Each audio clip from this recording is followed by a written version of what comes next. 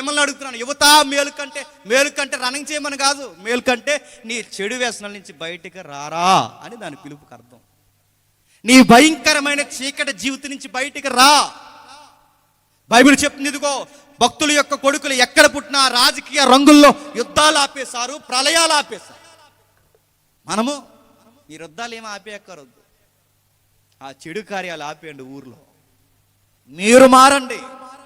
Bible పట్టుకుని చర్చికి వస్తే ఇక్కడ ఎంత పద్ధతిగా ఉన్నారో అదే పద్ధతిని మీ ఈదుల్లో కూడా చూపించండి. చర్చి దగ్గరకు వచ్చి చక్కగా ఇక్కడ కూర్చొని బయటికి పోయి పదం అంటున్నట్టుగా ఏం ఇబ్బంది పడకండి, తప్పదు అంటాను పోలీసు వాడిని అంటున్నాను.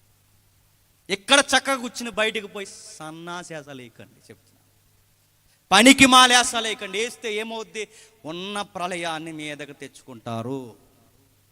ఎలుతున్న రోడ్డు మీదే అర్ధాంతరముగా నీ ఆయుస్సుని ముగించేసుకుంటా. ఎందుకంటే నువ్వు క్రైస్తవుడనే ముసుకేసి నీ ఊరికి చెడుగా మిగిలిపోయావు. నువ్వు క్రైస్తవు అనే ముసుకేసుకుని ఇదిగో ఈ సంఘంలో ఒకలా బయట ఒకలా నువ్వు వ్యవహరిస్తున్నావు కనుక మీ వలన ఇబ్బందులు వస్తాయి.